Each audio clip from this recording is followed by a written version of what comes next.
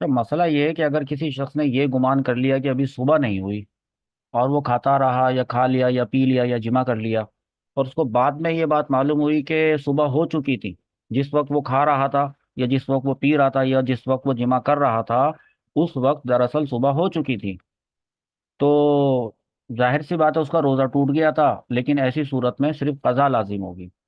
अच्छा, इससे पिछला जो सबक हमने आपको पढ़ाया था उसमें ये वाली बातें बताई थी कि वो कौन कौन सी ऐसी सूरतें होती हैं जिसमें कफ़ारा भी देना होता है। यानी अगर रोज़ा तोड़ दिया तो जो रोज़ा तोड़ा था उसका एक रोज़ा कज़ा की सूरत में वो तो रखना है, लेकिन 60 रोज़े कफ़ारे की सूरत में रखने होंगे, तो टोटल 61 रोज़े हो जाते हैं।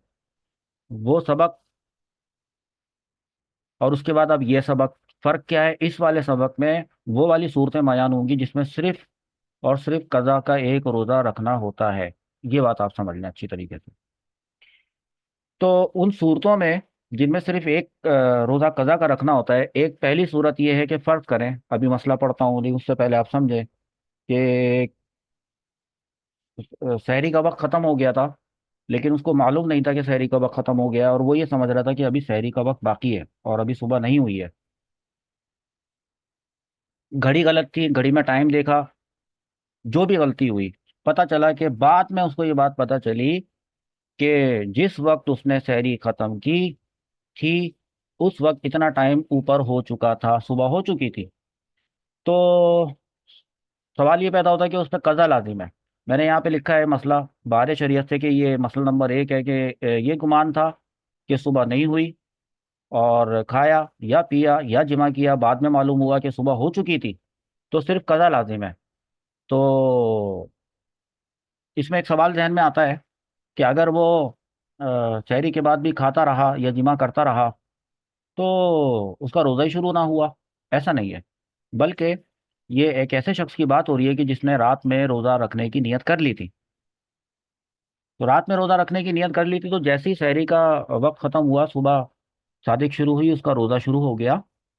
इससे कितना नज़र कि वो खा रहा था। अब वो जो खा रहा था, सहरी का वक्त ख़त्म होने के जो अगले लम्हे उसने खाया, उससे उसका रोज़ा टूट गया, यानी था वो रोज़ेदार, अब उसका रोज़ा टूट गया। देखिए इसमें एक फार्मूला याद, और कज़ा कज़ा लाजिम है, कफ़ारा क्यों नहीं है? इस पे एक फार्मूला आप समझ लें। वो फार्मूला ये है कि जब जुर्म कामिल होता है, रोजा तोड़ने का जब जुर्म कामिल होता है तो कफ़ारा लाजिम होता है। और अगर जुर्म में कोई कमी पाई जाए, जुर्म को जिनायत कहते हैं, जुर्म में अगर कोई कमी पाई जाए या कोई शुबा पाया जाए तो कफ़ारा नहीं लगाया जाता। ये जैसे ये वाली जो बात हुई है कि एक शख्स जो है उसका ऐसा कोई इरादा नहीं था कि वो रोजा तोड़े, गलती हो गई उससे, और बाद में उसको ये बात पता चली कि सुबह हो चुकी थी, तो ऐसी सूरत में कफ़ारा नहीं है। ये पहला वाला जो मसला है ये कफ़ारे और कज़ा में फ़र्क समझने के लिए काफ़ी है और आसान है। दूसरे मसले का ताल्लुक वो है इकराह शरई से। इकराह शरई क्या होती है पहले उसको समझ लें, फिर मसला पढ़ते हैं।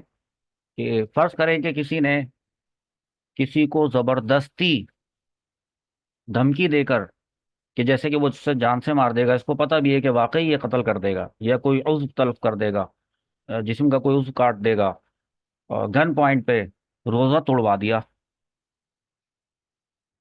तो जिस शख्स ने, रोज़ेदार जो था और जिसने ये रोज़ा तोड़ा है, तो जाहिर सी बात है या तो उसने ज़बरदस्ती इसके मुंह में डाला होगा, या इससे कहा होगा और इसने डर के मारे तो उस वक्त उसने अपने हाथ से ही खा लिया, कि वरना इसकी जान को खतरा था।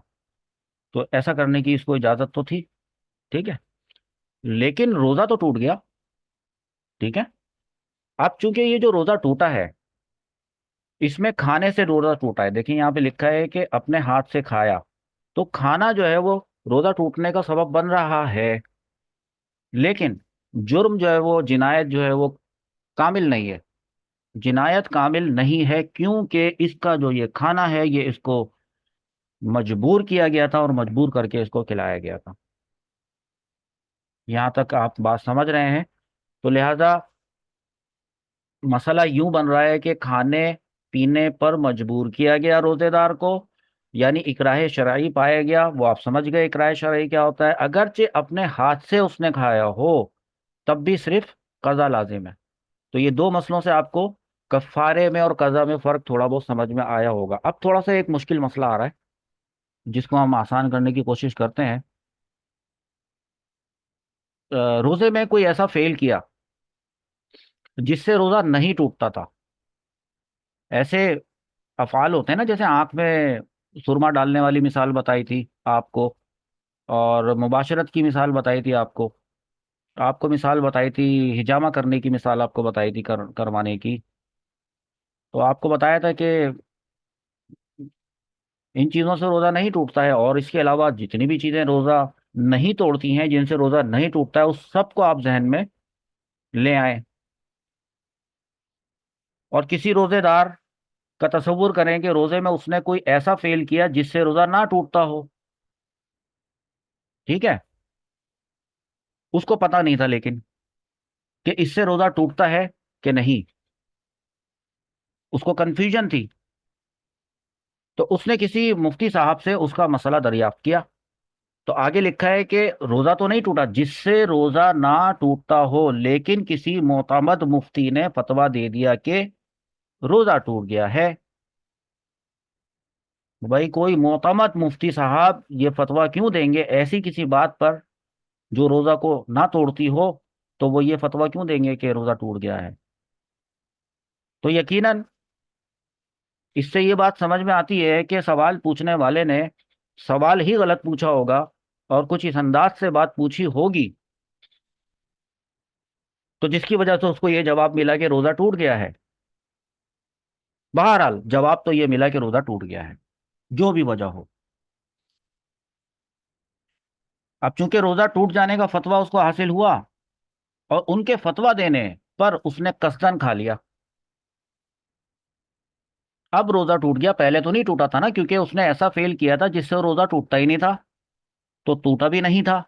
लेकिन अब चूंकि उसने खा लिया, अब रोजा टूट गया।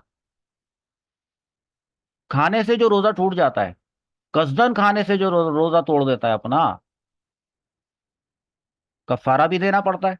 लेकिन यहां पर कफारा नहीं देना पड़ेगा। वजह क्या है? क्योंकि मुफ्ती साहब ने गलत फतवा दे दिया था, तो अब कफारा लाजिम नहीं, सिर्फ कज़ा लाजिम है। बड़ी इंपॉर्टेंट बात है ये।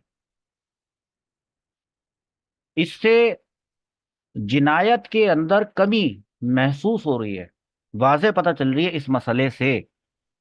तो एक और मसला आपको बताते हैं कि जिसमें रोजा ना टूटने वाली बात थी,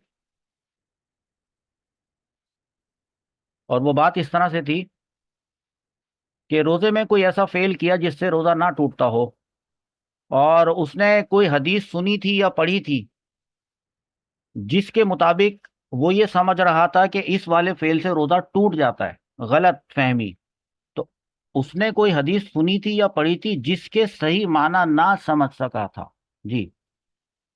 और उस गलत माना के लिहाज से समझ बैठा कि रोजा टूट गया है, हालांकि टूटा तो नहीं था। अब उसने खा लिया, तो अब भी कफारा लाजिम नहीं, सिर्फ कज़ा लाजिम है। तो इस तरह के मसाइल से आपको, ये मिसालें हैं सारी, जिससे आपको ये समझ में आ रहा है कि कब कफारा लाजिम होता है और कब कफारा लाजिम नहीं होता। जब कफारा लाजिम नहीं होता तो फिर कज़ा तो फिर भी रोजे की रखनी पड़ती है। इसके बाद एक इंतहाई अहम तरीन मसला आ रहा है। वो मसला क्या है, वो देख लें। आ, वो मसला ये है, पहले ये देखें, और इसमें आपने कंफ्यूज नहीं होना है। चार चीजें लिखी हैं, मैं चारों चीजों को हाईलाइट करता हूं। नंबर वन, किसी को कै आ गई, या भूल कर खाया, या पिया, या जिमा कर लिया। कितनी चीजें हो गई? चार चीजें हो गई। आपको मालूम होना चाहिए, देखिए भाई, कै आती है, रोजा नहीं टूटता है। रही बात खाने पीने और जिमा करने की, टूटता तो है उससे, लेकिन भूल कर, ये वाला वर्ड है यहां पर, कि भूल कर भूल कर अगर खाता है, पीता है, जिमा करता है, तो आप पढ़ चुके हैं कि उससे रोजा नहीं टूटता है। अच्छा ठीक है, नहीं टूटता है भूल कर खाने से। लेकिन रोजेदार ने ये गुमान किया कि रोजा टूट गया है, इसका मतलब है कि उसने गलत गुमान किया, क्योंकि नहीं टूटता था उससे रोजा। और इस गलत गुमान करने के बाद अब उसने कसदन खा लिया, तो सिर्फ कजा लाजिम है। यहां तक की बात तो बहुत आसान थी, ठीक है। लेकिन मैं एक दूसरे चैप्टर से इसी से मिलता जुलता एक मसला यहाँ पर लेकर आया हूँ। वहाँ किताब में ये इस चैप्टर में नहीं है, बल्कि दूसरे चैप्टर में। मैं मसला यहाँ पर इधर ही मैंने नीचे लिख दिया है, तो देखिए मैं उस मसले को आपको समझाता हूँ। दूसरा मसला है लेकिन ये, उसमें भी कै आई है,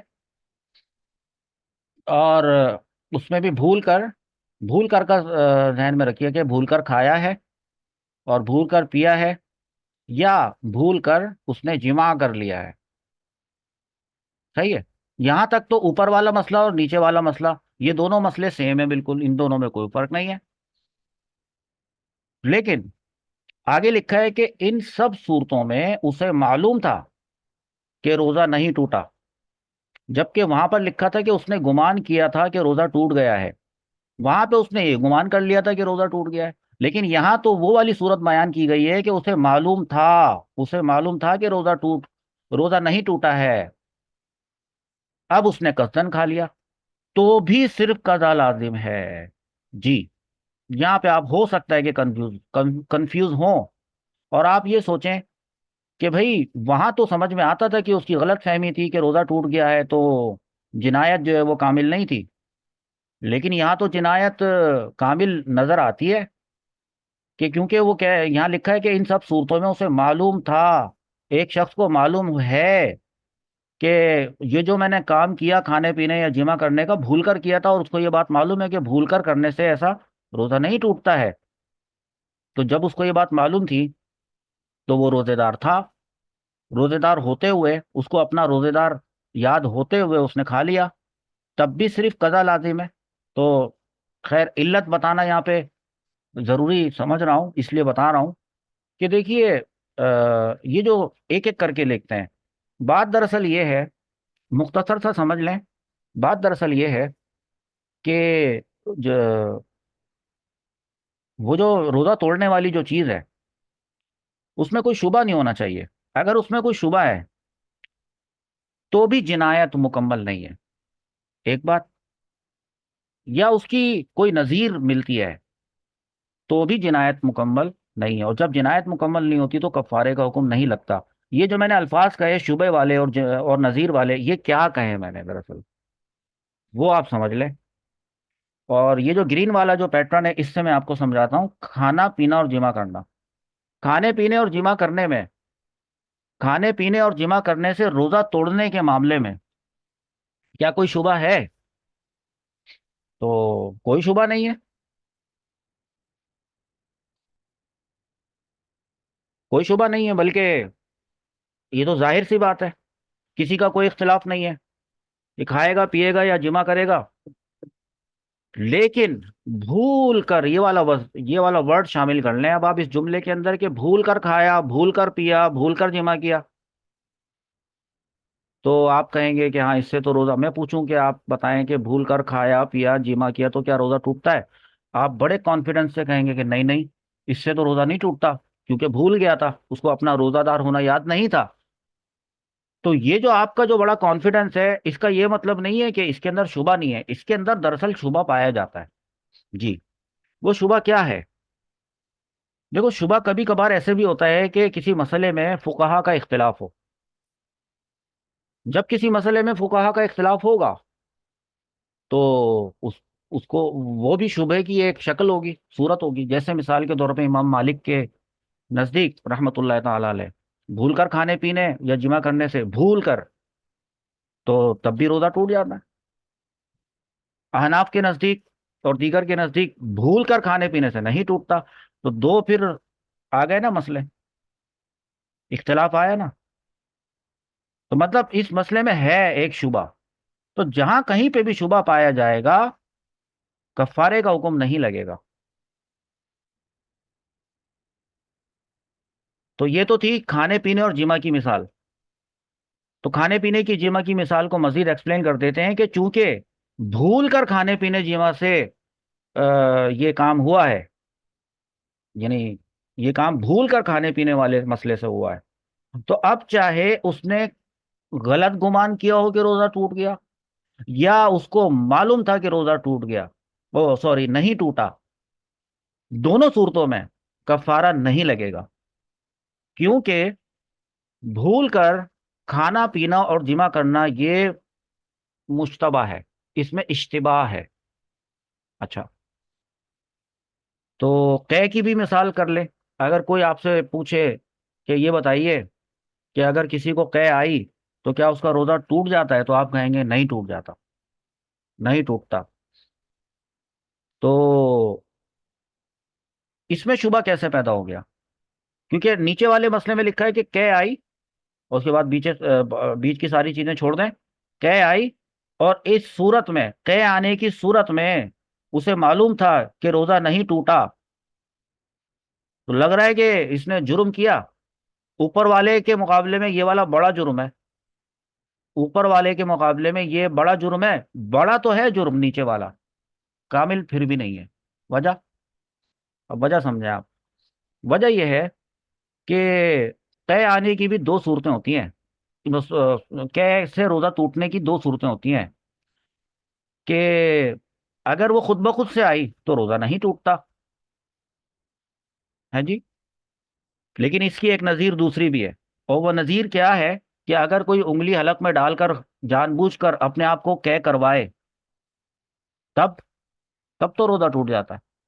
तो यानी कै के अंदर एक नज़ीर मिल रही है आपको, जिसकी वजह से ये चीज भी मुश्तबह हो गई हुई है।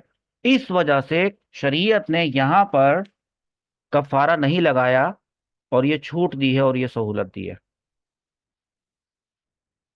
और मेरी ये जो अभी बात थी, इसको आप दो तीन मरतबा सुनेंगे और सुनकर लिख लेंगे, तो मेरा ख्याल है कि इंशाल्लाह ये बात समझ में आ जाएगी। अच्छा, मैंने आपको एहतिलाम के बारे में बताया था कि एहतिलाम,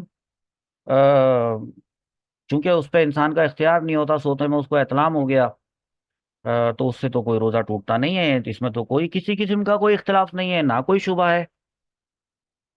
ठीक है।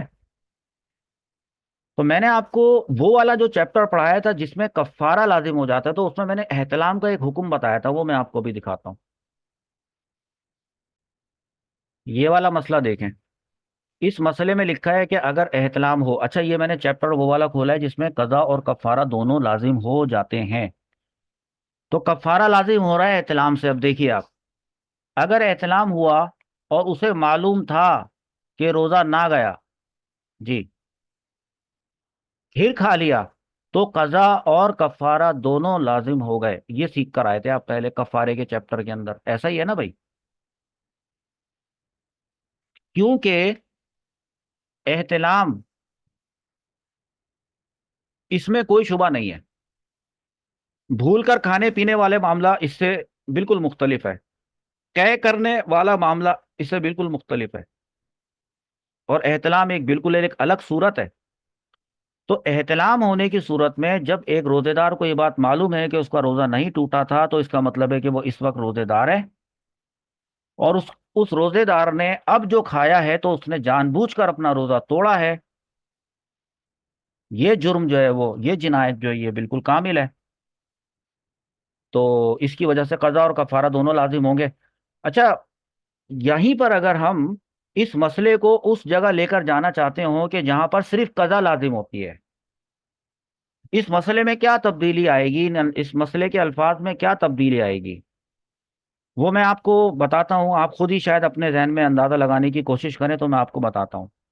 ये जो बात हो रही ना कि उसे मालूम था कि रोजा नहीं गया, ये वाली बात, इस बात को यहां से रिप्लेस कर दें अगर, तो कफारा हट जाएगा। रिप्लेस कैसे करें? रिप्लेस ये कर लें कि उसको ऐसा गुमान हुआ कि रोजा टूट गया है। अब ये गलत फहमी डाल दें इसके अंदर। तो बात कुछ इस तरह से बनेगी कि अगर एहतलाम हुआ और उसने गुमान कर लिया कि रोजा टूट गया है, जब टूट ही गया है उसके मुताबिक फिर उसने अगर खाया तो देखिए अब जिनायत मुकम्मल नहीं हो रही, जुर्म कामिल नहीं हो रहा है। तो क्या अब कफारे का हुक्म लगेगा? नहीं, अब तो सिर्फ कजा होगी। तो इस मसले को हम अपने कजा सिर्फ लाजिम होती है जिसमें, वहां पर कैसे लिखेंगे? हमने नहीं लिखा, किताब से ही कॉपी करके लेकर आए हैं उसको। तो आप देखें कि इसमें और उसमें क्या फर्क है, तो आपको पता चलेगा। दिखाता हूं आपको। अब ये मसला देखें, यहां पर देखें क्या लिखा है। एहतलाम हुआ और गुमान किया कि रोजा टूट गया है। देख रहे हैं आप? फर्क समझ में आ रहा है आपको?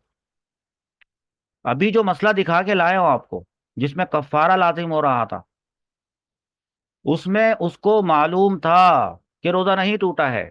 लेकिन यहां उसको ये गलत फहमी है, गुमान उसने ये कर लिया है कि रोजा टूट गया है।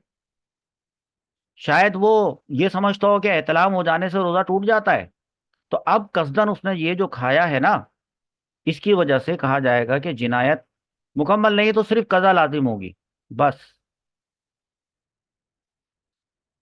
तो बातें अगर आपको मुश्किल लग रही हो तो आप बार बार 2-3 मरतबा सुन लें, आपको बात समझ में इंशाअल्लाह अज़्ज़ा वजल आ जाएगी। उसके बाद आप ओरिजिनल किताब खोलेंगे तो वहां पे आपको ये मसले पढ़ने आसान होंगे आपके लिए। अगला मसला, अगला मसला पत्थर कंकर वाला।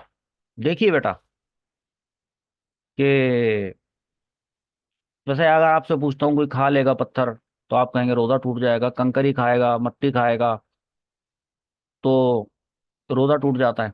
कफारा होगा कि नहीं होगा, ये वाली बात समझें। पत्थर, कंकरी, मट्टी, रुई, कागज, घास वगैरह खाने की चीजें तो नहीं है ना ये? या ऐसी चीज खाई जिससे लोग घिन करते हो? रोजा तो टूट गया, लेकिन सिर्फ कजा लाजिम है, बस। ये मसला भी वो वाला मसला है जिससे कफारे और कजा वाले मसाइल में फर्क करना आपको सीखने में आसानी होती है। ये भी वो वाला मसला है। अच्छा, अब जरा एक नई बात सुने आप मेरी, और बड़ी इंपॉर्टेंट बात है। आपको याद होगा कि जब मैं आपको पढ़ा रहा था कि रमजानुल मुबारक का जो रोजा होता है उसकी नियत करने का टाइम बता रहा था मैं आपको, टाइम स्टैम्प। और मैंने आपको ये बताया था कि रोजा रखने की जो नियत होती है उसका जो टाइम होता है वो शुरू कब होता है? मैंने बताया था कि गुरूब आफ्ताब से शुरू हो जाता है। और भाई कब तक चलता रहता है ये? शहरी का वक्त खत्म होने तक चलता रहता है, कभी भी नियत कर ले इस दौरान में। और आगे भी चलता है, जी हाँ, आगे तक चलता रहता है। अगर इस दौरान में नियत नहीं की, सुबह हो गई, तो सुबह से लेकर ज़ाहवा कुबरा के स्टार्ट तक, कि ज़ाहवा कुबरा की शुरुआत होने से पहले तक वो नियत कर सकता है। लेकिन मैंने इस पूरे टाइम स्टैम्प को दो पार्ट्स में डिवाइड करवा दिया था, और मैंने कहा था कि इसको दो हिस्सों में तकसीम करें। एक पार्ट ये ले लें आपके, कौन सा, कि सुबह सॉरी मगरिब से लेकर, गुरूब आफ्ताब से लेकर शहरी तक का टाइम, खत्म होने तक का टाइम। इसको हमने क्या नाम दिया था? इस पार्ट को, ये पहला पार्ट था, और इस पहले पार्ट को हमने नाम दिया था रात। तो अगर कोई इस दौरान में, यानी गुरूब आफ्ताब से लेकर शहरी का वक्त खत्म होने तक के दरमियानी टाइम के अंदर वो रोजे की नियत कर लेता है, तो कहा जाएगा उसने रात में नियत की, रात में नियत की। और अगर उसने रात में नियत नहीं की, बल्कि उसने सुबह सादिक, सेकंड पार्ट जो हमने दूसरा पार्ट किया था इसका, कि सुबह सादिक से लेकर ज़हाबा कुबरा वाले टाइम के दरमियान में उसने अगर नियत की, तो कहा जाएगा कि उसने कब नियत की? दिन में।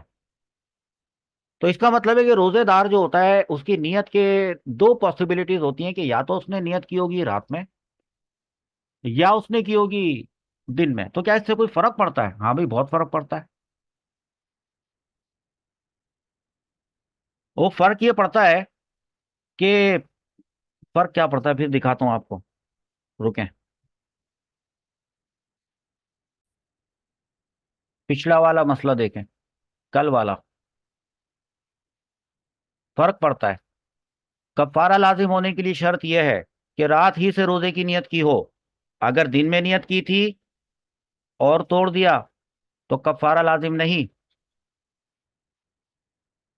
दिन में नियत की थी। बताया था ना मैंने, इसका ये मतलब नहीं है कि लोग दिन में नियत करने लग जाएं। तो देखिए कि अगर कफारा लाजिम नहीं, तो फिर उस रोजे का क्या होगा, इस रोजे का क्या होगा? कजा। अब देखें, ये वाला मसला देखें। रमजान में रात को नियत नहीं की थी, रात को नहीं की थी, पहला जो पार्ट है उसमें नहीं की थी। दिन में नियत की थी, और नियत के बाद खा पी कर रोजा तोड़ दिया, तो सिर्फ कजा लाजिम है। तो हम इसको कजा के चैप्टर में इस वजह से लेकर आए।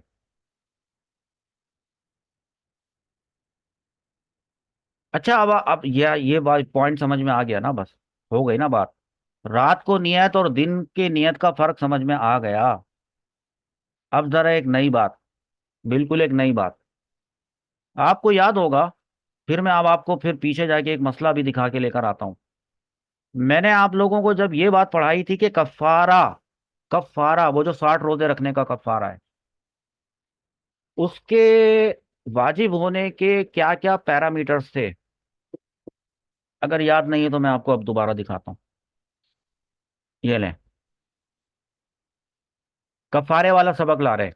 देखिए उन सूरतों का बयान जिनमें कजा और कफारा दोनों लाजिम है। कब होता है ऐसा?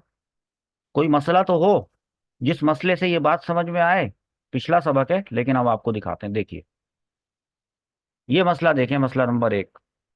मसला नंबर एक में मैंने आपको बताया था कि कफारा, अब ये कफारे की बात हो रही है। रमजान में रोजेदार हो, याद आया? यानी रजब में, शाबान में रोजेदार की बात नहीं हो रही, मुहर्रम सफर रबीउल अव्वल की बात नहीं हो रही। रमजान में रोजेदार हो, मुकल्लफ हो, मुकीम हो, ये तो समझ में आता है।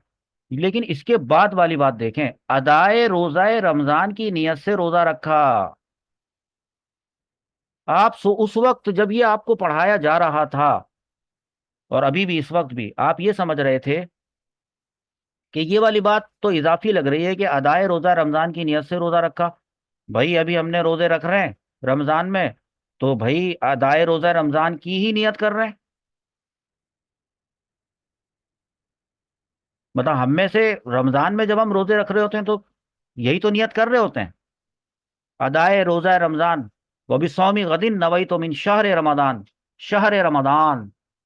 तो रमजान का तो लफ्ज आ रहा है ना। तो क्या कभी ऐसा हो सकता है कि अदाए इसका बरखिलाफ हो सकता है? इस वाली बात का बरखिलाफ देखें, यहां से दोबारा दोबारा से देखें, दोबारा से देखें। बताइए, रमजान में रोजेदार था, क्या इसका बरखिलाफ हो सकता है? यस, हो सकता है। शाबान में था, रजब में था, कफारा होगा? नहीं होगा। मुकल्लफ, इसका बरखिलाफ हो सकता है? हाँ, इसका बरखिलाफ होता है। गैर मुकल्लफ, नाबालिग जैसे मजनून वगैरह। तीसरा पैरामीटर मुकीम, क्या मुकीम का बरखिलाफ हो सकता है? हाँ, हो सकता है।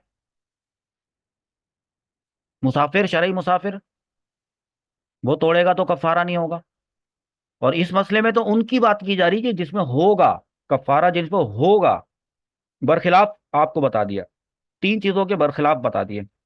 अब आ जाए चौथा पैरामीटर। चौथा पैरामीटर लिखा है कि अदाए रोजा रमजान की नियत से रोजा रखा। नियत से, इतने हिस्से को करें, अदाए रोजा रमजान की नियत से, इसका बरखिलाफ हो सकता है? आप कहेंगे इसका बरखिलाफ कैसे होगा? भाई रमजान में अदाए रोजा रमजान की नियत से ही रोजा रखता है। नहीं, सूरत हाल बताई थी, फिर याद दिला देता हूँ। और वो, अच्छा चले, एक मिनट, याद तो दिलाता हूँ, दिलाता हूँ, सूरत हाल याद दिलाता हूँ।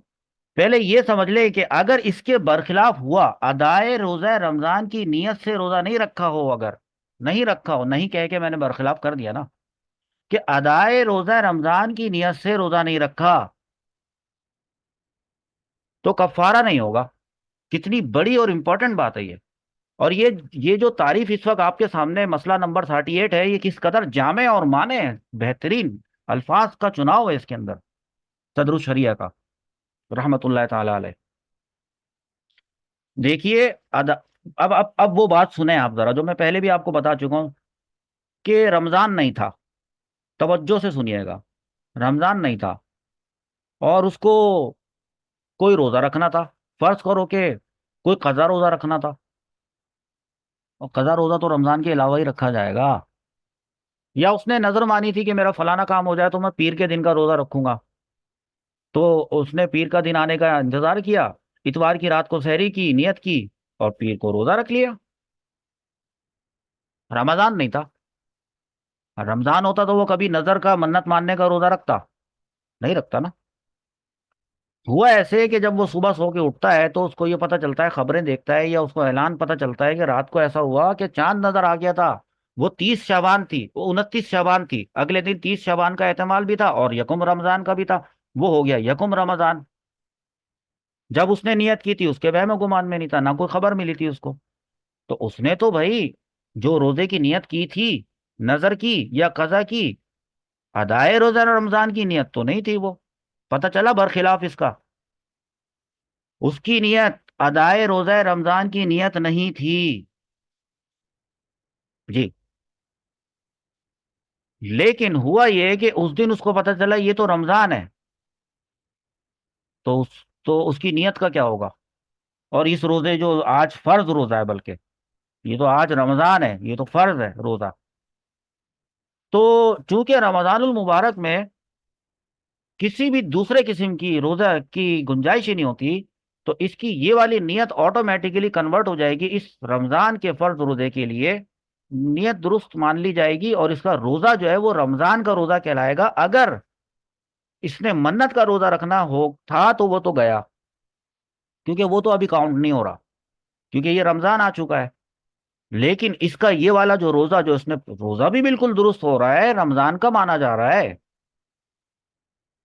हाँ, लेकिन नियत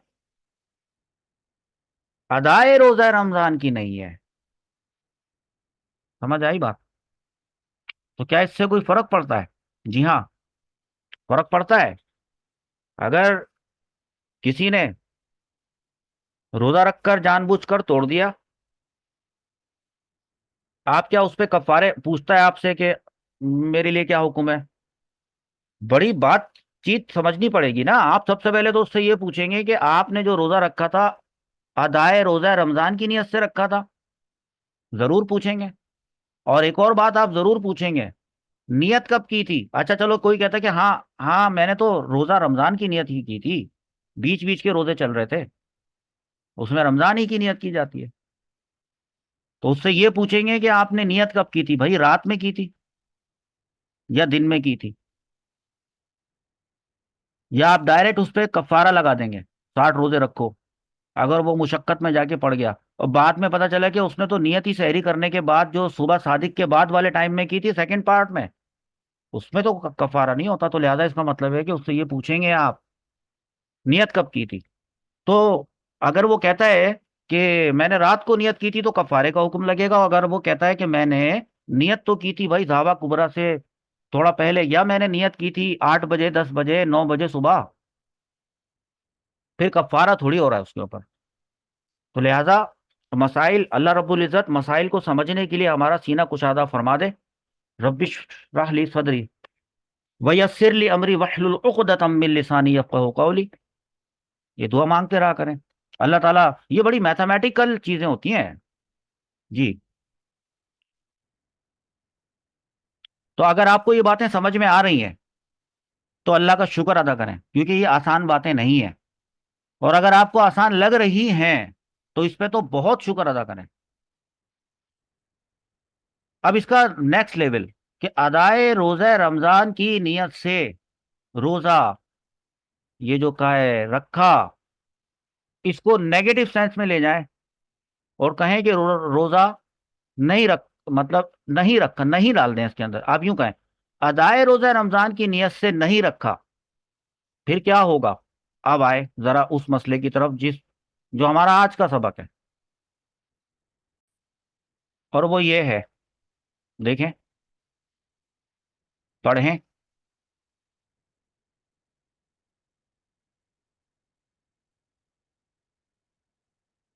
पढ़ लिया। अब मैं पढ़ रहा हूं। या रोजा की नियत थी मगर रमजान के रोजे की नियत नहीं थी, और खा पी कर रोजा तोड़ दिया, ये रमजान का रोजा तोड़ा है। जी। नियत रमजान के रोजे की नहीं थी। तो ये आपको सूरत बताइए कि पॉसिबिलिटी है कि किसी शख्स ने रमजान का रोजा रखा हुआ है, नियत किसी और मतलब की हुई है। तो अगर ये सूरत हाल पाई जाएगी तो उससे कफ्फारा साकित है, उसके ऊपर कफ्फारे का हुक्म नहीं लगेगा। ये एक इत्तिफाकी सूरत है। देखो, सूरतें होती हैं दुनिया में, जो चीजें हो रही होती हैं, वकू पजीर हो रही होती हैं, तो फुकाहा जो है वो उसको अपनी किताब में जरूर लिखते हैं।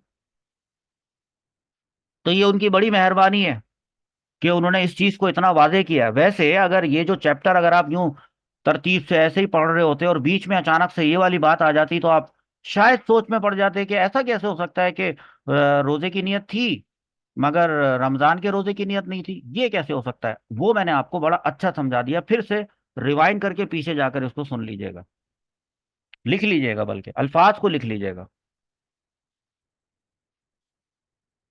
आगे चले। ये मसला भी अगर समझ में आ गया तो अल्हम्दुलिल्लाहि रब्बिल आलमीन। आगे चले।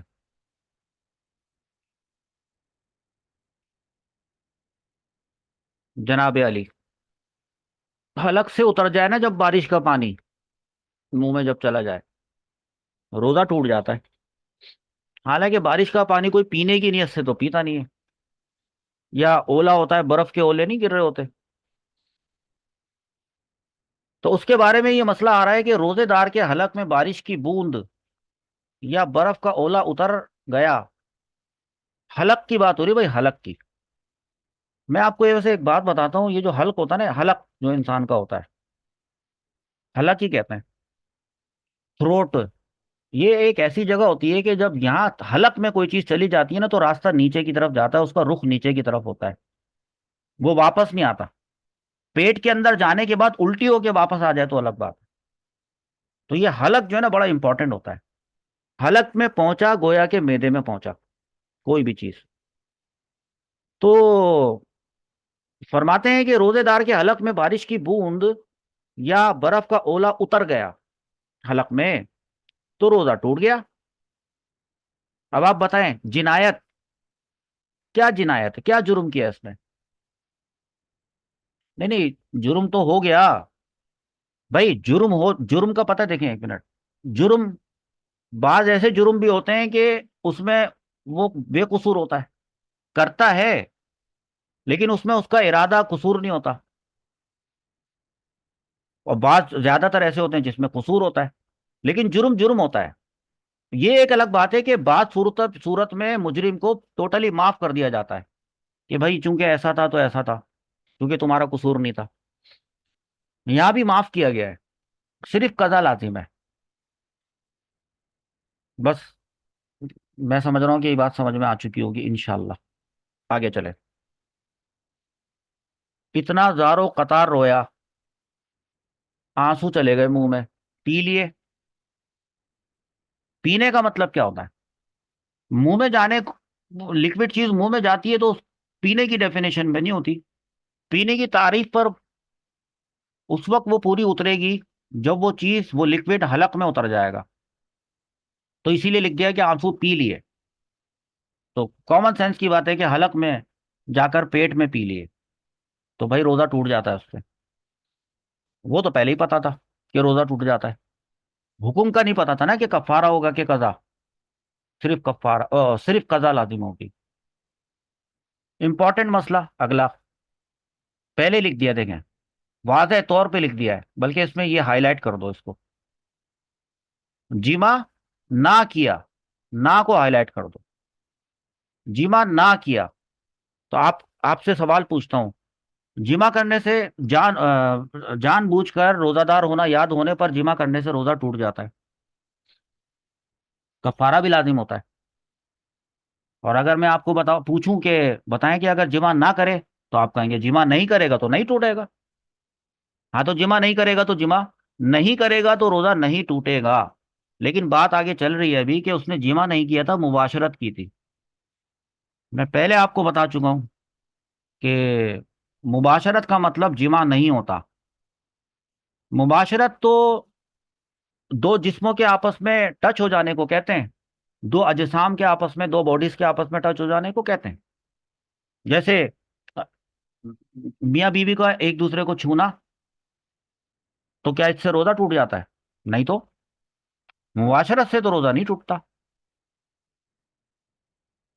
मुबाशरत कब जिमा की शक्ल इख्तियार कर जाती है वो एक अलग बात है, लेकिन उससे पहले, दुखूल से पहले, वो जस्ट एक मुबाशरत होती है। और रोजे की हालत में तो ये तो जायज है, गुनाह नहीं है। बीवी को हाथ लगाना, बोसा देना भी गुनाह नहीं है। साथ में लेटना भी गुनाह नहीं है। ये साथ में लेटना, बोसा देना, छूना, ये सब मुबाशरत कहलाते हैं। इन मुबाशरत की कई सारी सूरतें होती हैं। उनमें से कोई सी भी कोई सूरत हो, लेकिन आपको पता है कि मुबाशरत में इंजाल नहीं होता है। ना इंजाल का मकसद होता है, ना इंजाल का इरादा होता है। जिमा में होता है। जब कोई शख्स जिमा के इरादे से जिमा कर रहा होता है, तो उसका टारगेट तो भाई, एंड रिजल्ट वही होता है, इंजाल। लेकिन मुबाशरत में तो ऐसा कोई इरादा नहीं होता। इस मसले के अंदर ये लिखा है कि मुबाशरत की किसी सूरत से, छूने वगैरह से इंजाल हो गया, ये हो गया, ये मसला हो गया, तो मसला हो गया। जी। हाँ, ये इंजाल। तो अब रोजा टूट गया। क्या इसको ये कहेंगे कि जिनायत मुकम्मल है? जिनायत तो मुकम्मल नहीं है। उन्होंने तो, उनका ऐसा कोई गुनाह का ऐसा तो इरादा नहीं था। अब हो गया, बेख्तियार इंजाल हो गया, इसमें इख्तियार भी नहीं था। जिमा नहीं किया, लेकिन ये देखें फिर भी गिरी नबी तक हुआ हुआ है, जिमा नहीं हुआ है। इंजाल हो गया, रोजा बहरहाल टूट जाएगा, लेकिन सिर्फ कज़ा लाजिम होगी। तो ये जो मसाइल आप सीख रहे हैं ना, इससे आपको बड़ा अच्छा समझ में आ रहा होगा कि कब कफारा होता है और कब कज़ा होती है। ठीक है। आगे मसला आ रहा है मुबाशरत फाहिशा का। ये मुबाशरत फाहिशा। इससे पहले कि आगे ये मसला बताऊं, मैं आपको एक बात समझा देता हूं। शरई मसाइल को सीखने में किसी किस्म की कोई शर्म नहीं करनी चाहिए। खास तौर पे शरई मसाइल सीखने वाला तो चलो ठीक है, खास तौर पे शरई मसाइल सिखाने वाला एक्सपर्ट जो है, या जो उस्ताद है, अगर वो सिखाने में शर्म कर रहा है या उसको हया आ रही है, तो इसका मतलब है कि वो तदरीस का अहल ही नहीं है। और जिस चीज का वो एलिजिबल नहीं है, उसको वो काम नहीं करना चाहिए।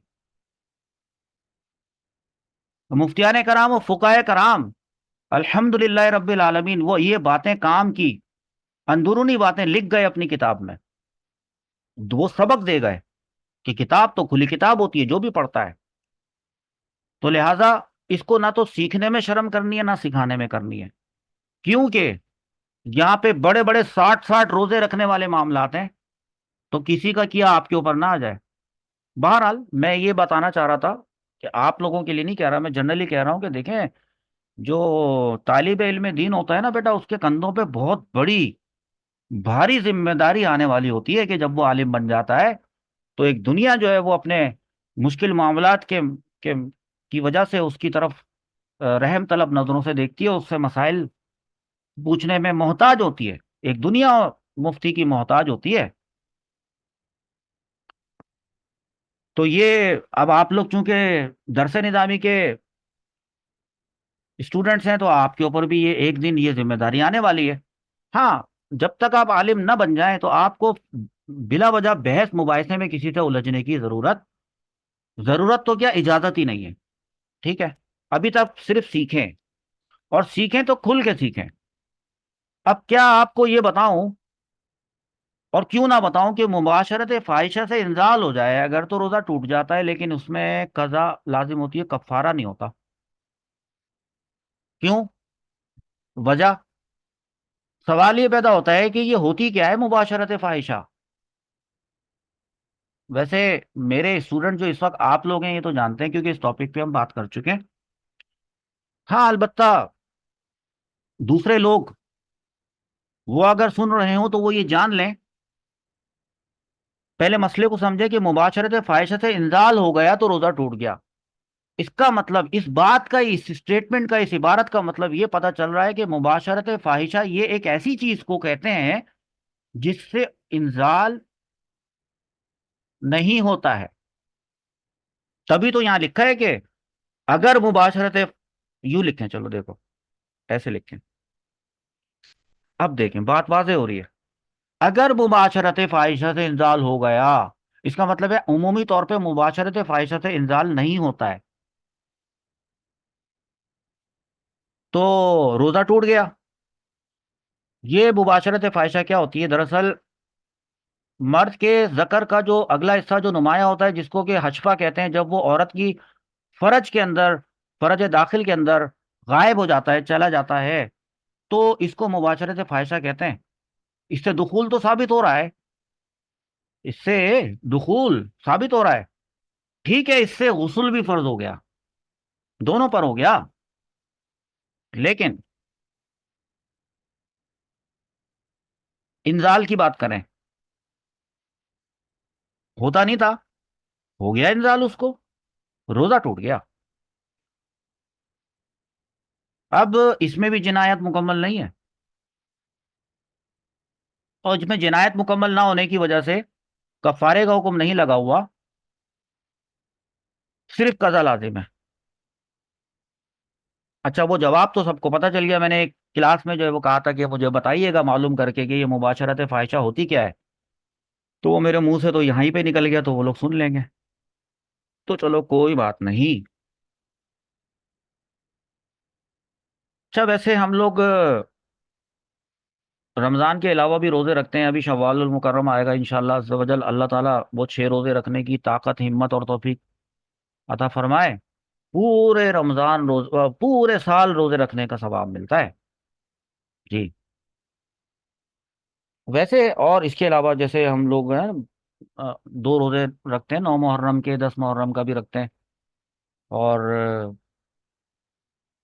वैसे हर महीने 3 दिन के जो रोज़े रखते हैं। और वो शब बारात, 14 शाबान, 15 शाबान, या जब आपका मतलब दिल अल्लाह से करीब होता है, आप रोज़ा रखते हैं, नफली रोज़ा होता है। तो रमज़ान के अलावा ये जो हम रोज़े रख रहे होते हैं, उसका क्या हुक्म होता है वैसे? सवाल ये पैदा होता है। देखिए, मैंने आपको अभी दिखाया था, मैं दोबारा दिखा देता हूँ। आपको ये मसला याद है? मैं टॉपिक दिखाऊं पहले। उन सूरतों का बयान जिनमें कज़ा और कफ़ारा दोनों लाजिम है। अब कफ़ारे की बात दोबारा से बता रहा हूँ। मसला क्या आया था? रमज़ान में रोज़ेदार। और मैंने कहा था कि इसका बरखिलाफ करके देखें कि गैर रमज़ान में रोज़ेदार। तो क्या अब इसी से पता चल रहा है ना, रमज़ान में रोज़ेदार था और रोज़ा रखकर तोड़ दिया तो कफ़ारा, और अगर रमज़ान में नहीं था, किसी और महीने में था, तो बताएं क्या कफ़ारा होगा?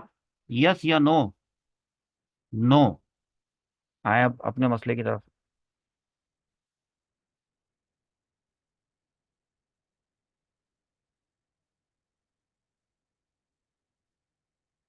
65 देखें। इसमें लिखा है कि रमजान के अलावा कोई और रोजा रखकर तोड़ दिया। ये क्या लिखा है? रमजान के अलावा कोई और रोजा रख कर तोड़ दिया तो क्या होगा? तो सिर्फ कजा लाजिम है। सिंपल बात है। यानी जो हम चीजें पहले सीखते हैं, तो उनका ताल्लुक होता है बाद में आने वाली चीजों से। तो लिहाजा हमें चाहिए कि जो हम सीखते हैं उसको हम नोट कर लिया करें। तो जब हमारे पास लिखा हुआ होगा रजिस्टर में, तो हम पेज पलट पलट के मुख्तलिफ मसाइल को का मवाजना कर सकेंगे, उनको आपस में कंपेयर करके सीख सकेंगे। जहन में ख्यालात में रखने से ये नहीं होता, ये निकल जाएगा, दिमाग से निकल जाता है। अगला मसला, शहरी का वक्त खत्म हो गया था, है? तो शहरी का वक्त खत्म हो जाने के बाद उसने ये गुमान कर लिया कि रात हो रही है, यानी अभी वक्त बाकी है। गलत गुमान कर रहा है। गलत फहमी है। और सहरी कर ली, रोजा टूट जाएगा ना, जाहिर सी बात है। तो सिर्फ कज़ा लाजिम है। ठीक है। तो यहां पर ये जो गुमान कर रहा है, वो ये गुमान कर रहा है कि रात हो रही है। और कभी कभी ऐसा हो सकता है ना कि शक हो रहा हो कि यार, लग रहा है कि शायद रात हो रही हो, या पता नहीं सहरी का वक्त है कि नहीं है। अब शक की सूरत क्या है? शक की सूरत नीचे लिखी है कि रात होने में शक था, और सहरी खा ली। हालांकि सुबह हो चुकी थी। ऑब्वियसली रोजा तो टूट ही गया, लेकिन सिर्फ कज़ा लाजिम है। अंडरस्टैंड? तो देखें, जिस तरीके से ये जो बात की जा रही है ना कि सहरी का वक्त खत्म हो जाने के बाद, गलत फहमी में अगर कोई खाता है, सहरी का वक्त खत्म हो जाने के बाद क्या होता है? रोजा होता है ना वो रोजे का वक्त होता है ना। और रोजे के वक्त में अगर कोई खाता है, सहरी का वक्त खत्म हो जाने के बाद, तो ये सारे हुक्म लग रहे हैं, रोजा टूट रहा है, कज़ा लग रही है। और क्या सूरत हाल ऐसी हो सकती है?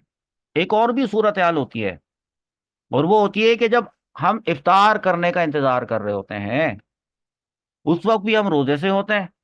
उसमें भी तो गलती लग सकती है कि अचानक के पता चला कि टाइम हो गया भाई, इफ्तारी का रोजा खोल लो, खोल लिया रोजा, टाइम नहीं हुआ था, गलत ऐलान कर दिया था। या टीवी पे देख रहे थे, टीवी पे किसी दूसरे शहर का बता रहा था, आपने अपने शहर का और और रोजा खोल लिया। तो जिस वक्त आपने रोजा खोला, वो तो उस वक्त तो सूरज गुरूब नहीं हुआ था। मिलता जुलता मसला बता दिया मैंने आपको। हुक्म तो आप देख रहे हैं कि सिर्फ कज़ा लाजिम है, सिर्फ कज़ा लाजिम है। अब आप देखें, इफ्तार से पहले ये गुमान करके कि आफताब डूब गया है, आफताब सूरज को कहते हैं, उसने इफ्तार कर लिया, हालांकि सूरज डूबा नहीं था, रोजा टूट गया, सिर्फ कज़ा लाजिम है। एक तो ये सूरत है। दूसरी एक और भी सूरत है। दो इंसान, दो शख्स, उन्होंने शहादत दी कि अभी आफताब नहीं डूबा है। अच्छा, तो ठीक है, मान लेते उसकी बात, उन दोनों की। लेकिन दो और दूसरे शख्स थे, उन्होंने ये शहादत दी कि आफताब डूब गया है। अब इसको किसकी बात माननी चाहिए थी? जिसकी भी माननी चाहिए थी। बहरहाल उसने रोजा अफ्तार कर लिया। बाद में मालूम हुआ कि गुरूब नहीं हुआ था, ये वाला डूब गया है। ये वाली बात गलत थी। ये जो दो शख्स थे, ये गलत थे, गलत शहादत थी। तो बहरहाल रोजा तो टूट गया ना, मालूम हुआ कि गुरूब नहीं हुआ था, तो रोजा टूट गया था। सिर्फ कज़ा लाजिम है लेकिन इस सूरत में। ये आप अच्छी तरीके से समझ रहे हैं कि कब कब कज़ा आ रही है, कब कब कज़ा आ रही है। यानी कहीं ना कोई ऐसी बात है जिसमें कि रोजेदार को रिलैक्सेशन मिल रही है। कहीं पे शक है, कहीं पे गलती है, कहीं पे शुबा है, कहीं पे नजीर है, कहीं पे जिनायत नाकिस है। बस। अच्छा, थोड़ा सा एक और मसला समझें जरा, बच्चों के बारे में, कि अगर बच्चे की उम्र 10 साल की हो जाए तो सदरुस शरिया फरमाते हैं कि साथ में प्लस ये भी कि उसमें रोजा रखने की ताकत हो। हाँ, ये शर्त है। देखें भाई, जुल्म करने की बात नहीं हो रही। बच्चे की उम्र 10 साल की हो जाए, और कंफर्म ये बात हो कि उसमें रोजा रखने की ताकत भी है, सेहतमंद है, तो उससे रोजा रखवाया जाएगा। नहीं रखेगा तो मार कर रखवाएंगे, शरीयत का हुक्म है। अच्छा, वैसे अभी 10 साल की उम्र में उस पर रोजा फर्ज नहीं हुआ है। रोजा फर्ज तो उस वक्त होगा जब वो बालिग होगा, बुलूगत के कोई आसार, एहतलाम या इंजाल या ऐसा कुछ ना खबर पता चलेगी। या फिर अगर बुलूगत के कोई आसार ही नहीं पता चल रहे, तो फिर, और 10 साल से ऊपर हो गया, तो 15 साल की उम्र तक पहुंचने तक उसको बालिग करार दे दिया जाएगा। या मतलब वो दिखने में जो है वो बड़ा लग रहा होगा, तो बालिग करार, उस पर रोजे फर्ज हो जाएंगे। लेकिन अभी ये उसकी बच्चे की बात हो रही है कि जो कि 10 साल का है, वो नाबालिग है, अभी उस पर रोजे फर्ज नहीं हुए हैं, तो फर्ज नहीं हुए में तो क्यों रखवा रहे हैं? और फिर ये क्यों कह रहे हैं कि अगर वो ना रखे तो मार कर रखवाएं? दरअसल शरीयत की इसमें ये हिकमत है कि अभी से रखेगा तो भूखा प्यासा रहने की आदत होगी, रोजे की रूहानियत, लुत्फ उसको, अभी तो मासूम बच्चा है, जल्दी से एक्सेप्ट करेगा चीज को। रोजे का लुत्फ जो उसको उस उम्र में आएगा, वो जिंदगी भर कभी रोजा छोड़ने का सोचेगा भी नहीं। आदत उसको रखवाएं। लेकिन ताकतवर बच्चा था, पूरी ताकत देखी जाए, वो भी अगर रख कर तोड़ दिया उसने, एहतमाल तो है ना, तो कम से कम ये नहीं होगा कि अब उससे ये कहेंगे कि अब तुम्हें इसके रोजे की कजा करनी है। हाँ, कजा का हुक्म नहीं देंगे। अलबत्ता नमाज तोड़े, वो फिर पढ़वाएंगे, हाँ। जी, 7 साल की उम्र से पढ़वाएंगे, 10 साल की उम्र में तो किसी किस्म की कोई गुंजाइश ही नहीं है कि नमाज ना पढ़े।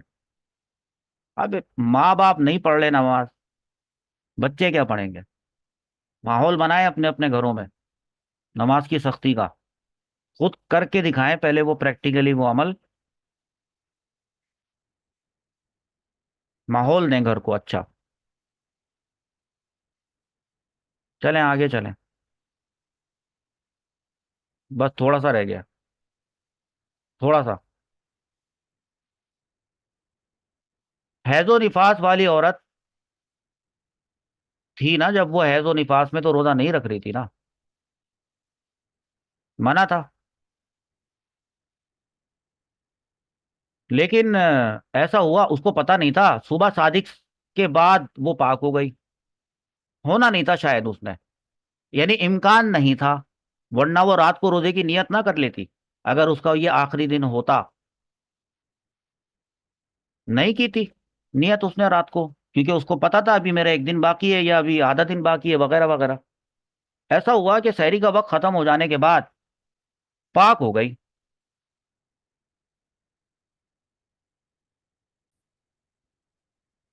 तो पाक हो जाने के बाद उसको सबसे पहले क्या करना है? गुस्ल करना है, नमाज पढ़नी है, ये बात तो पता है ना। और जो रोजे के दिन चल रहे हैं, जो रमजान चल रहा है, उसका क्या? तो आपको ये बात पता होनी चाहिए कि हैजो निफास वाली औरत के ऊपर रोजा रखना मना होता है, बाद में रमजान के बाद रखेगी। अब चूंकि ये सहरी का वक्त खत्म हो जाने के बाद पाकी की हालत में आई है, तो वो जो रोजा शुरू हुआ था उस दौरान में ये थी हालत हैज में या हालत निफास में, तो ये दाखिल ही नहीं हो पाई दरअसल रोजे में। जावा कुबरा से पहले रोजे की नियत कर ली तो ये नियत किसी काम की नहीं।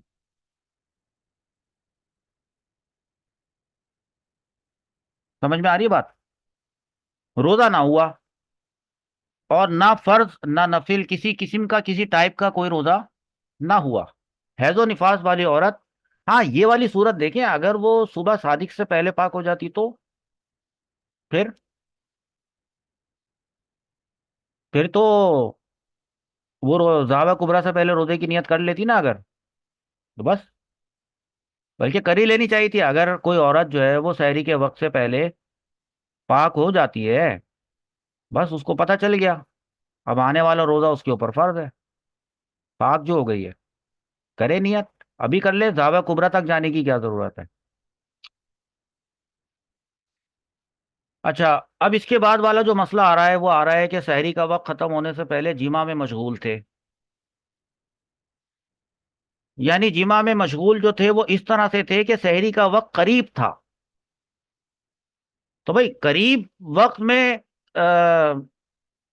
तो ये काम नहीं करना चाहिए कि खा रहे हैं मिसाल के तौर पे, तो आखिरी वक्त में उठेंगे, उनको उठाते रहो भाई, खा लो, सहरी खा लो, पी लो, वरना तुम सोते रह जाओगे तो तुम्हें, तुमसे कम खाया जाएगा तो तुम्हें कमजोरी आ जाएगी।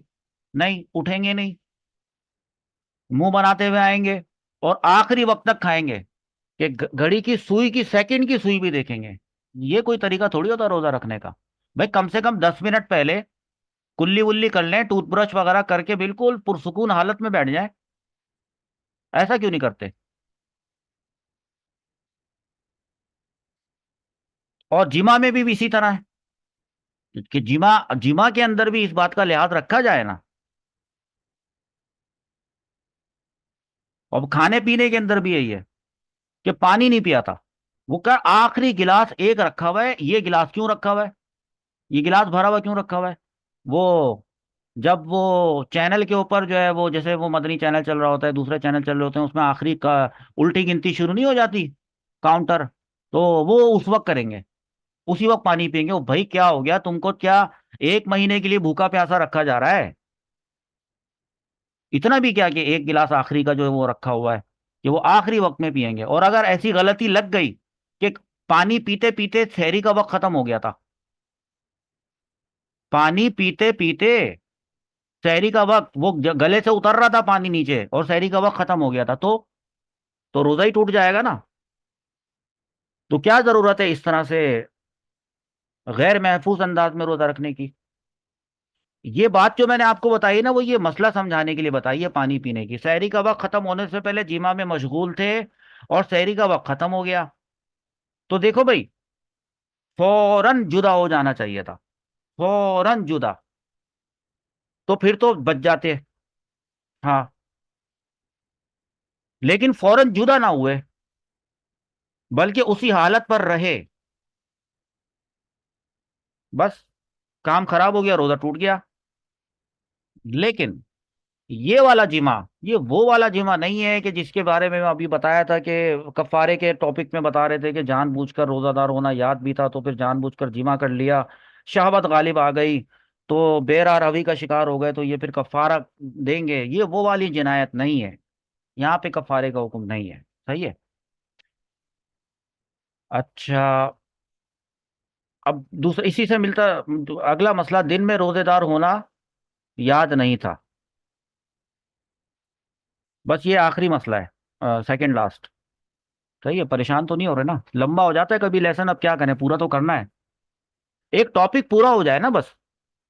आपको कभी भी ये जानना हो कि वो कौन कौन सी ऐसी सूरतें होती हैं जिसमें सिर्फ कज़ा लाजिम होती है, तो आपको 2-3 अलग अलग वीडियोस के टुकड़े ना मिले, एक ही वीडियो में सारी बात हो जाए। तो भाई दिन में रोजेदार होना याद नहीं था, जब याद नहीं था तो खा भी सकता था, पी भी सकता था, जिमा की भी मतलब पॉसिबिलिटी थी। तो हुआ ये कि भूल कर जिमा में मशगूल थे। अब देखो भाई, भूलने वाली जब बात आती है तो भूल कर जिमा करने से रोजा नहीं टूटता है, नहीं टूटता है। लेकिन एक एक एक ऐसी बात आ रही है अब कि तब टूट जाएगा। हाँ, मतलब यहां तक की बात जो है ना, यहां तक की इतनी स्टेटमेंट में रोजा नहीं टूटा है। दिन में रोजेदार होना याद नहीं था, ओके, याद नहीं था। भूल कर जिमा में मशगूल थे, नहीं टूटा रोजा। लेकिन याद आ गया अचानक से, और याद आने पर जुदा ना हुए, बल्कि उसी हालत पर रहे, अब टूट गया, अब टूट गया रोजा। लेकिन क्योंकि देखो भाई, भूलने वाली बात आ रही थी ना, तो सिर्फ सिर्फ कज़ा लाजिम होगी। अच्छा, फिदिये के बारे में मैं आपको जरा सा तफसील से बताऊंगा, आज नहीं बताऊंगा। आज फिदिये का सिर्फ एक मसला समझ ले, पूरा सही सा तरीका भी बताऊंगा। मैयत के रोजे कज़ा हो गए थे, ठीक है, और मैयत ने फिदिया देने की वसीयत भी की थी। अल्लाह करे कि कभी हमें ऐसा ना करना पड़े। लेकिन मैयत ने फिदिया देने की वसीयत कर दी थी। एक तो होता है वसीयत करना, और खाली हाथ इस दुनिया से चले गए, कोई कुछ नहीं है, माल वाल। लेकिन यहाँ पे लिखा है कि माल भी छोड़ा था। अब जो उसका वली है ना, उसके ऊपर वाजिब है, तो उसका वली उसकी तरफ से लाजमी फिदिया अदा करेगा। जी, लाजमी फिदिया अदा करेगा। वरना जवाबदेह है ये वली। वैसे एक बात बताऊं, अगर मतलब इंतक नहीं होते ना, मालूमात ही नहीं होती हैं, जिंदगी जीते हैं दुनिया के अंदर, जीते हैं, मतलब कमाते हैं, खाते हैं, पीते हैं, औलाद पैदा करते हैं, पालते हैं, और उसके बाद जिंदगी गुजार के मर के चले जाते हैं। पता ही नहीं होता फिदिया भी कोई चीज होती है, ये भी नहीं पता होगा कि वसीयत किसको कहते हैं।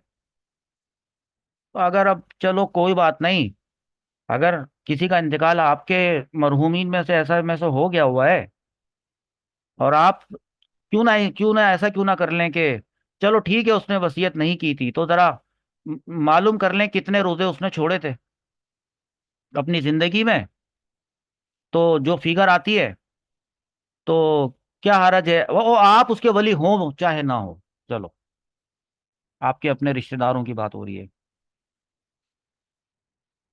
वो माल आप अपना ही चलो खर्च कर दें, तो इसमें भी बड़ा सवाब है बेटा, किसी की आखिरत संवर जाए। देखो आज आप किसी मरहूम के लिए कुछ करेंगे, वो शख्स जो इस दुनिया से इंतकाल करके यहाँ से जा चुका है, वो आपका मोहताज है, आप कोई इसाले सवाब करें, कुछ आप करें, दुनिया के जिंदा लोग यहाँ से कुछ उसको करें, भेजें, नेकी करके सदका करके, वो तो इसी उम्मीद पे बैठा होता है। तो एक दिन हम कहीं जाकर, नहीं हमारा भी इंतकाल होगा, तो खुदा ना ख्वास्ता कहीं हम भी जाकर इसी स्टेटस पे आलम बरज़ख में जिंदगी ना गुजारने के लिए बैठ जाएं, अल्लाह ना करे कि हम भी वहां पर बैठकर बेयारो मददगार, बगैर नेकियों वाली, और रोजों रोजों के कजे सर पे जो है वो सवार, लेकर बोझ, अल्लाह ना करे हमारी आलम बरज़ख की ऐसी जिंदगी हो कि हम हसरत से जो है वो अपने घर वालों पर नजर लगाकर बैठे हों कि काश हमारा बेटा आलिम बन जाए, या वो कुरान पढ़ ले, काश वो हमें कुछ बख्श दे, वो तो सब भूल गए हमें। 5-6 साल तक सब याद रखते हैं, 50 साल बाद तो भूल ही चुके होते हैं। आप अपने से 50 साल पीछे वाले लोगों का याद कर लें, तो नाम भी पता नहीं होगा शायद। तो कहने का मतलब यह है कि यार मैयत के रोजे अगर कजा हो गए थे तो उसको अदा करने में कोई हरज नहीं है, पैसा आने जाने वाली चीज है।